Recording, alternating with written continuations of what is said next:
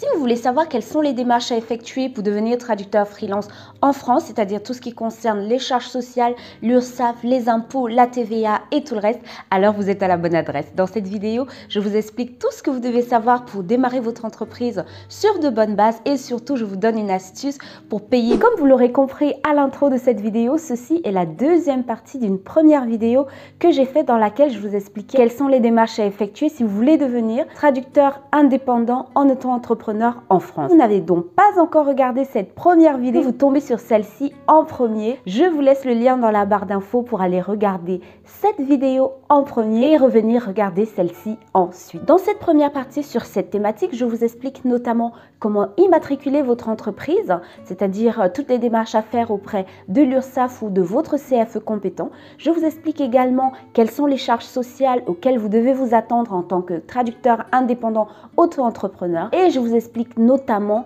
clairement ce qu'il en est de la facturation de la TVA pour les prestations de services dans le domaine de la traduction. Et si c'est la première fois que vous tombez sur l'une de mes vidéos, je m'appelle Ariel, je suis traductrice terminologue, je traduis de l'anglais et de l'allemand vers le français pour tout ce qui est technologie de l'information, technique et marketing. Sans plus tarder, nous allons rentrer dans le vif du sujet avec la question des impôts. Alors, comment est-ce qu'on déclare ses impôts quand on est auto-entrepreneur, traducteur freelance? Ce n'est pas plus compliqué que la déclaration de revenus quand vous êtes salarié. Donc, vous avez un formulaire que vous allez remplir qui s'appelle 2042 CPRO et vous allez inscrire votre chiffre d'affaires de l'année.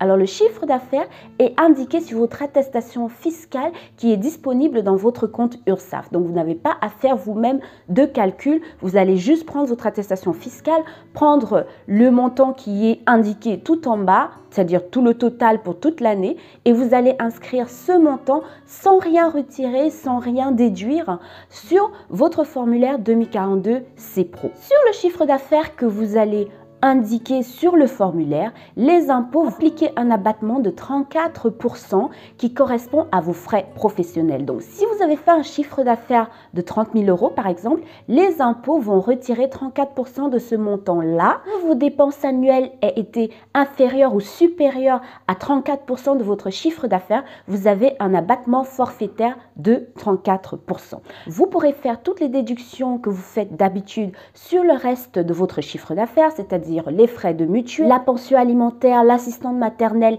etc. Une fois que vous avez tout déduit, le montant restant va être imposé et c'est à partir de là qu'on va calculer en fait les impôts que vous allez payer. Donc vous le faites en mai comme tous les autres et vous recevrez votre avis d'imposition septembre, octobre comme les autres également. Donc voilà ce qu'il en est des impôts. Comme je vous l'ai expliqué dans la première vidéo, vous avez toujours la possibilité de vous rendre auprès du service des impôts des entreprises. Vous dépendez pour leur poser vos questions et même vous pouvez partir avec votre formulaire si vous avez des choses que vous ne comprenez pas. Ils vous les expliqueront. C'est leur travail. N'ayez pas peur, n'ayez pas honte. Tout le monde a commencé quelque part et on a tous eu des questions à un moment ou à un autre. Ils sont là pour ça. Donc, une fois que vous avez fait ça une fois, ensuite ce n'est plus compliqué. D'ailleurs, ce sera pré-rempli et vous n'aurez qu'à remplir certaines cases. Donc, ce n'est que la première fois que vous aurez vraiment des questions à poser à ce propos. Si vous en êtes encore au point où vous vous posez la question de savoir quel est le meilleur moment pour immatriculer votre entreprise, moi je vous réponds que c'est maintenant. Pourquoi? Parce que nous sommes en décembre et si vous envoyez votre formulaire de demande d'immatriculation maintenant, vous pourrez commencer à travailler en janvier, fin janvier, début février, mais surtout, vous allez pouvoir bénéficier de toutes les aides qui sont proposées par l'État pour la création d'entreprises. L'une des aides les plus importantes et les plus connues, je pense, est l'ACRE, qui est l'aide à la création et à la reprise d'une entreprise et qui vous permet de payer 50% en moins de charges sociales pendant un an. Sincèrement, c'est énorme. Ce serait dommage de passer à côté d'une telle possibilité parce qu'en fait, dites-vous que sur 22%, vous n'allez payer que 11% de charges sur votre chiffre d'affaires et vraiment, c'est une manne du ciel dont vous ne devriez pas vous passer. Mais pour en profiter pleinement, vous devez commencer en début d'année pour pouvoir profiter sur 11 ou alors sur 10 mois de cette aide-là. Parce que dites-vous bien que si vous créez votre entreprise en juin, vous n'allez bénéficier de l'ACRE que sur 6 mois. En plus, quand vous êtes bénéficiaire de l'ACRE, il y a également des aides régionales qui vous sont proposées pour la création d'une entreprise. Donc, c'est une façon pour la région de vous encourager à créer une entreprise. Pour ça, vous allez devoir faire des recherches, mais c'est partout sur Internet. C'est vraiment pas difficile et vous allez les trouver. Et comme ça va vous soulager en fait dans vos premiers mois mois d'activité, vous aurez à payer moins de charges et vous aurez peut-être encore un petit coussin, une petite trésorerie qu'on va mettre à votre disposition et qui va vous permettre vraiment de survivre pendant les mois creux. Alors, comment on fait une demande d'ACRE? Au moment où vous immatriculez votre entreprise, je vous faites également simultanément une demande d'aide d'ACRE. C'est intégré quelque part dans le formulaire. Franchement, il n'y a aucune raison qu'on vous refuse cette aide-là. Je pense qu'elle est donnée automatiquement, littéralement, à tout un chacun du moment où votre profil colle avec les conditions. La plupart du temps, les conditions, c'est de créer une entreprise. Vous immatriculez une entreprise pour la première fois et que vous n'avez jamais bénéficié de l'ACRE, il n'y a aucune raison que vous n'en bénéficiez pas.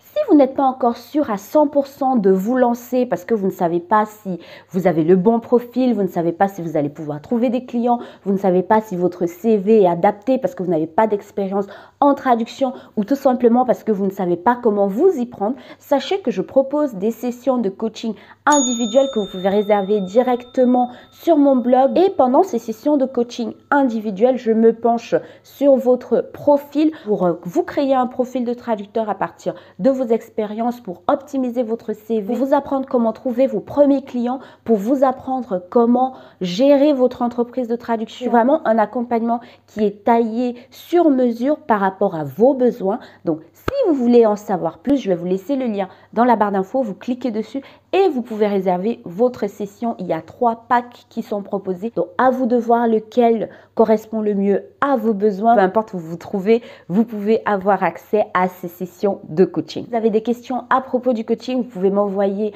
un mail à mon adresse fabiennearielle@gmail.com. Je vais la mettre également dans la barre d'infos et comme ça, vous aurez tous les détails à propos. Alors, l'autre question que je voulais aborder sur cette thématique était celle du compte bancaire pro. Alors, il y a beaucoup de choses qui se disent en fait à propos. C'est vrai que la loi dit qu'il n'est pas obligatoire d'avoir un compte professionnel, mais d'avoir un compte séparé de son compte personnel. Théoriquement, vous pouvez ouvrir un compte personnel pour votre activité, sauf que en pratique, les banques, en fait, quand elles vont voir que vous commencez à recevoir des paiements sur facture, la plupart du temps, elles vont vous demander de passer à un compte professionnel. Donc, il y a certaines personnes qui arrivent à continuer à gérer leur entreprise avec un compte personnel, mais moi, personnellement, je ne vous le recommande pas parce que quand vous prenez un compte professionnel, il vient avec des avantages liés à votre entreprise en matière de protection juridique, en matière d'assurance. Donc, ce sont des avantages qu'il ne faut pas négliger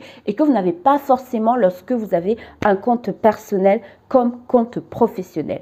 Entre-temps, il y a beaucoup d'offres de comptes professionnels sur le marché, que ce soit des comptes en ligne ou alors des comptes de banque classiques. Vous avez le choix. Les prix varient entre 5 et voilà, une vingtaine d'euros par rapport à ce que vous avez comme besoin. Mais sincèrement, si vous le pouvez, prenez directement un compte professionnel qui sera uniquement dédié à votre activité, donc il n'y a rien de personnel qui doit passer dessus. Ce n'est vraiment que pour l'activité, pour recevoir des factures, pour payer vos factures professionnelles et vous n'allez pas le regretter. Alors, si vous décidez de vous lancer et que vous créez votre entreprise en décembre, si d'ici janvier, vous n'avez toujours pas reçu les documents, notamment le courrier de l'INSEE et des impôts qui vous disent que voilà, votre entreprise est créée, vous pouvez déjà commencer à travailler en janvier ou alors en février en attendant de recevoir ces documents-là. Et une fois que vous les avez, vous pourrez commencer à faire vos déclarations à partir de la date que vous aurez indiquée comme date de début d'activité. Ça veut dire que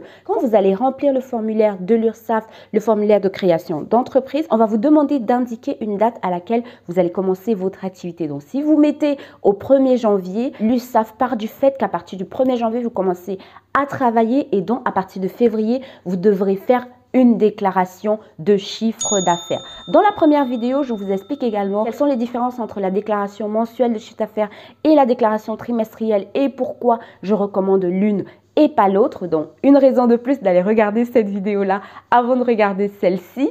Donc, si vous avez des questions également par rapport à ça, vous pouvez me contacter et je vais vous répondre. Il n'y a pas de souci. Dans tous les cas, c'est la fin d'année, tout le monde est joyeux. Faut prendre de grandes résolutions. Pourquoi ne pas prendre la décision de vous lancer enfin et de créer cette entreprise pour 2023? Et si vous vous demandez combien vous pouvez gagner comme traducteur freelance par an avant de vous lancer, j'ai cette vidéo ici où je vous explique comment vous pouvez gagner jusqu'à 72 000 € par an comme traducteur freelance pas de langue de bois, vous verrez, ce ne sont que des calculs, ce n'est que de la logique. Et moi, d'ici là, je vous souhaite une très très bonne journée et je vous revois la prochaine fois. À très bientôt, au revoir.